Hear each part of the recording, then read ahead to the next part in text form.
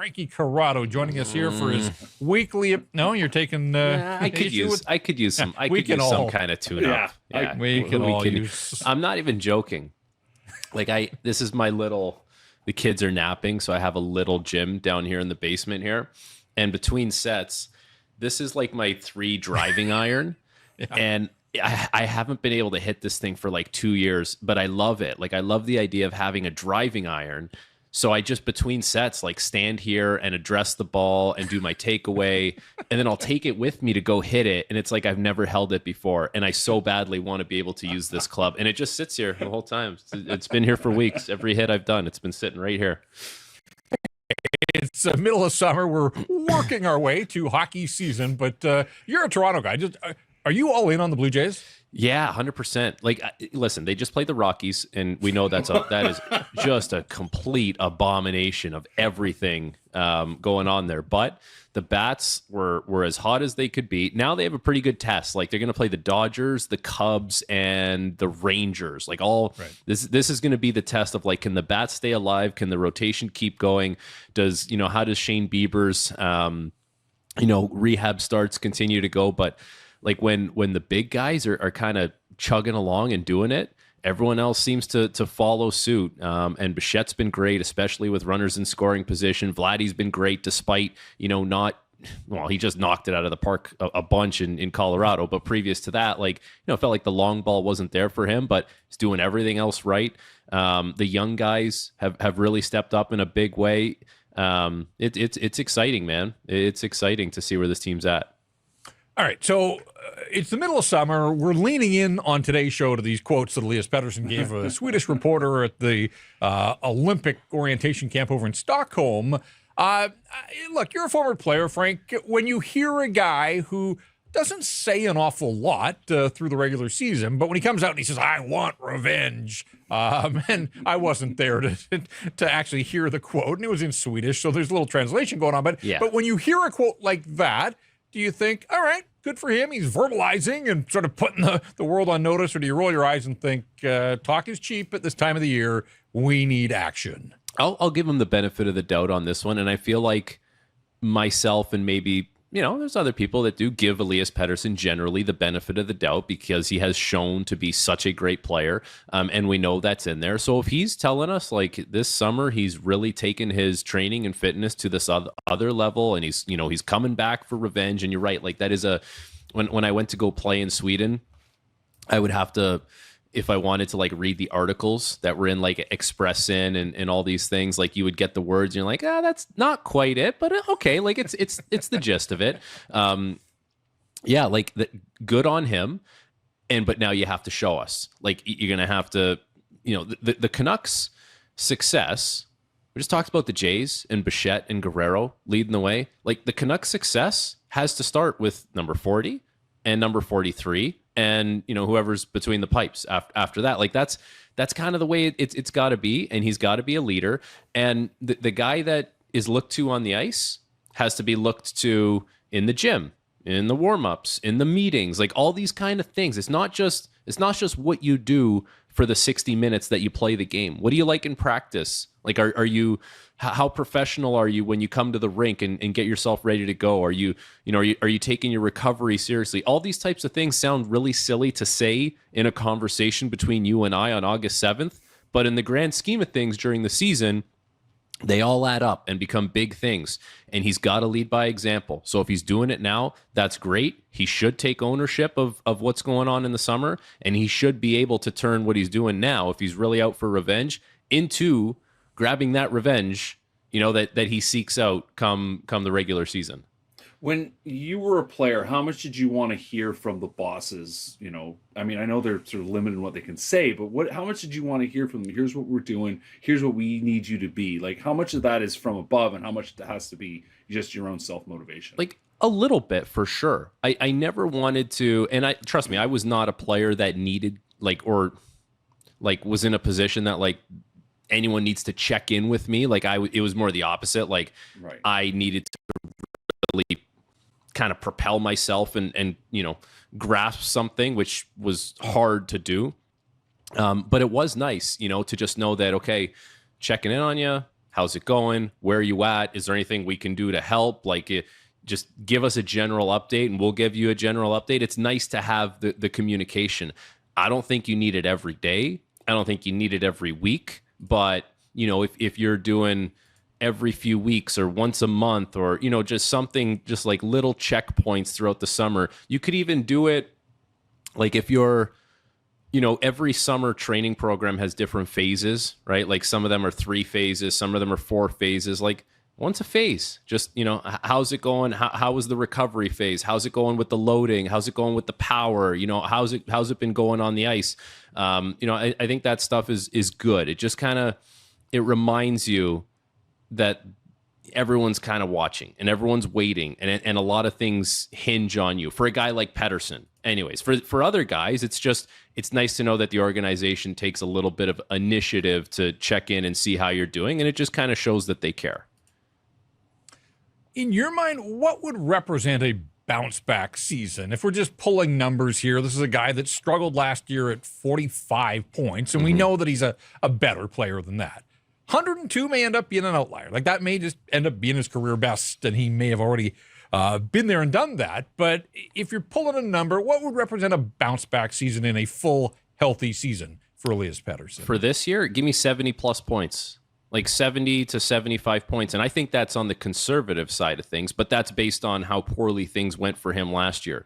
So if he's healthy and he's available for more games, which is obviously going to be a big thing for him, I'm not sitting here saying like he's got to go from 45 points to being an 82, 85-point player, because it's a big jump from where things were last year. And as much as maybe he wasn't truly healthy, sure, that's part of it. He also didn't play great. So you're trying to take your game, you know, how many levels higher than it was last year. I just think that, like, it's a reasonable expectation to say that this guy, based on his skill set, and if he's having this really good summer, can be a 70 to 75 point player and build back up to being, you know, a guy who's basically an automatic going to be around a point per game, or maybe more than that if things really go well for him. I think 70 points is very, very much within his wheelhouse. Like, that's a realistic, attainable goal that isn't reaching for the clouds. I want to be careful when I say this because from the outside, as a guy that covered him, and I think fans might have held this belief as well, there were times last season where it looked like he wasn't totally invested. And I'm not saying he wasn't. I mean, just there were nights where it didn't look like he wanted the puck and those types of things. I just wonder, in your playing days, was there a guy, and you can name names or not name names, but can you think of a teammate that you sat across from in a locker room or at practice, on the bus, where you wondered, like, were they totally in on what the group was trying to do? I could tell you this, like, there were times where I looked in the mirror and I saw this guy and I'm like, not that you're not in, but there's times where there's that little bit of fear that when it's not going well, you just don't want it to snowball and you don't want it to compound. And you're like, if I could just go, this is the crazy thing, and maybe not every athlete thinks this, but I'll tell you that this happened to me. You're like, if I could just get a stretch of games where everything goes smooth and there's nothing that's like out of the ordinary, I could, you know, that could build some confidence for me. But you're almost like looking for the easy way out. Whereas what you should do is kind of take yourself out of it, like look at it from the outside looking in instead of, you know, within your own little tunnel vision, and say, man, look at this adversity. Look at this challenge I have ahead of me. It's pretty fun. Like, this is what it's all about. Like, I got to embrace this type of thing, but it's so hard to do that because I had this, and there's a lot of players that have this. There's like a little insecurity. Like, you just know that there's a little insecurity. You like to have the reassurance, and you hate to, like, you hate to feel like your game is not where it's supposed to be. And that's why guys get, you know, defensive sometimes in media scrums, and they want to stand up for themselves because no one wants to admit that they might just not be good enough right now. And it's not that it's not going your way. It's just you're not playing good enough, and you so badly want it to turn around, and you do everything. You show up in the gym, you go to practice, and you work hard. You're doing everything your routine tells you to do. It just doesn't necessarily work. And then that little thought creeps in. You're like, I just would love an easy game tonight. And if it doesn't happen, then you're like, okay, like that builds a little bit more. The guys, the guys that are the greatest, I think, are the guys that it happens to you, but then they can find a way to just let it pass. It's like watching traffic on a highway. It's like you don't follow the one car. Like if you were just watching a highway, you would just not follow that one car for 3 kilometers with your eyes and watch it go the whole way. You'll see it. It happened. It's gone. Okay, next. And that's the hard thing for athletes to do, and something I struggled with as well. It strikes me too, it's got to be a difficult thing. I mean, you can be focused, dialed in the off season. You're doing all your prep, you're getting everything, you're feeling like you're getting good workouts. But you come into a season like last year, and Pettersson has admitted it wasn't as good as it could have been. His testing apparently was not good enough. He may have thought he'd done everything he could, but he came in, and last season was a disaster. So to sort of turn around and say, okay, this year is going to be different, there's surely that doubt in the background, isn't there? Like you're trying to push it away, but you come in, you're like, am I actually prepared? Because it didn't work out last year. I think I am, but what if you have that wrong first step? Like you have that nervousness about starting the seasons or whatever. I mean, that's a hard challenge too, isn't it? It is, but at least this year, he'll be like, if he's truly doing what he says he's doing, right, he'll be better prepared. Like he will have studied for the test. He's not going into the exam thinking, yeah, I know this stuff. I kind of did it during the course of the semester, so I should know it today. No, like you have to actually, you got to do your homework. You have to study it before. And if he's doing that now, then the test, aka the regular season, should be one of those things where you're like, yeah, I feel good about this. But that's up to him. Like he's got to put in the work in that regard. And confidence can be such a funny thing, because even the best players in the world, aka McDavid or McKinnon or Draisaitl or whoever, like they do struggle with confidence at times, and it may not show on the point sheet. Like you may look at their last 5 games or last 10 games and say, yeah, guy's a point per game player, but he'll flat out tell you, yeah, it's struggling with confidence right now. And the more it snowballs, the harder it becomes. But if he's truly doing the homework, it's like, it's not going to be that big of a deal. It's you kind of get out what you put in more often than not. Certainly the Canucks are hoping for a bounce back from Elias Pettersson. It is Sidney Crosby's 38th birthday today, Frank. And just switching gears here a little bit, you're a member of a pretty select group. Not everybody can say they've been a teammate of Sid. Certainly on this panel of 3, there's only one that can say that. We have watched Sidney from afar. You have shared the ice with the guy. Just a general thought. Like, we hear all about the practice habits and the preparation and leading by example and all that kind of stuff. I mean, is everything that we hear from the outside true and accurate about Sid, who is no longer a kid? Yeah, all true, all accurate, but also like maybe something that doesn't get talked about is just how like approachable he is around the facility or in the room. Like you can talk to him. He's just a normal guy. Like cracks jokes, laughs. Like he's not this like robot, right? He's very much one of the guys, which I found really cool. And, I was sitting behind him on the plane. So me and Greg McKegg are sitting together, and in front of us is Patrick Hornquist and Sidney Crosby. And I think it was New Year's. It might've been New Year's that we were traveling. And so, just kind of turns around, looks at us. Guys want a little champagne? Sure. Yeah, I would love to have a little champagne with you, man. Like that's awesome. Like that's the cool, like the coolest thing ever. Like to just turn around, you're like, that's Sid the Kid, just, and just wants to have a drink on the plane on New Year's. Like, so I think that's the thing that maybe just doesn't get talked about enough about him. And what does get talked about all the time, and you kind of mentioned it, is the work ethic and the practice habits. But it's true. Like it's kind of like you have to see it to believe it. It's kind of legendary stuff, to be honest with you, because, I was in a situation there where I was called up from the minors. So if there was ever an optional or like a day where guys didn't have to go to the rink, I still went. I had to go, right?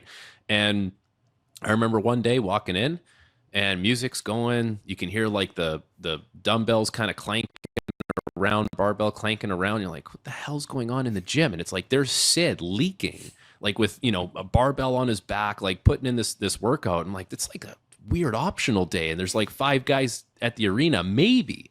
And he's in there, like, you know, banging iron. So that's, you know, that's him. And then when he's in practice, like he's going hard. Like he goes hard in practice. He doesn't really go through the motions. And then after practice, he's engaging. So, you know, if he sees someone like me, like we talked about, tweener guy has to stay on the ice. It's like, hey, can you come pass me the puck in this way? Or can you shoot some pucks so I can tip them? And he's just grabbing you and doing drills. And he's doing that with everyone. So I'll describe him this way. He's everything you want him to be and more when you meet him for the first time. When he grabs you like that, do you think there was like an intention there? Like, this is a guy sort of on the edge of the roster that I need to make sure he is in, like, fully, like he understands what we're doing here? Or was it just you were the closest guy?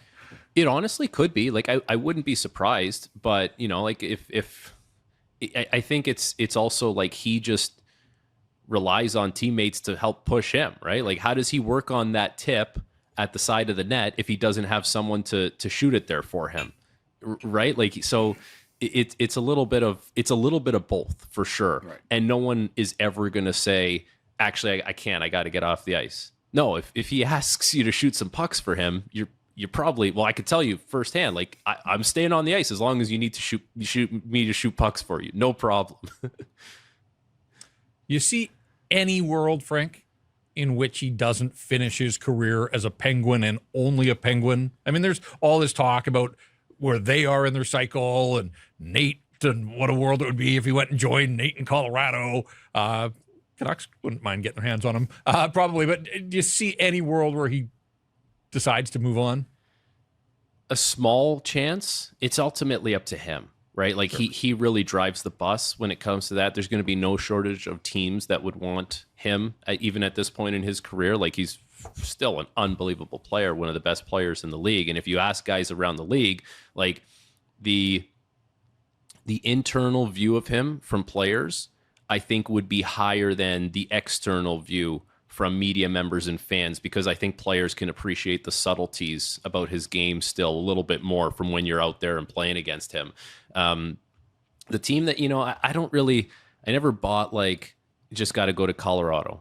Why? Just because McKinnon's there? Okay, great. Now you're going to play together on Hockey Canada stuff. Like you see each other all summer, and there's no guarantee that Colorado wins a Stanley Cup in the next foreseeable future. So they could be out in the first round the same way Pittsburgh has been out in the first round prior to them missing the playoffs.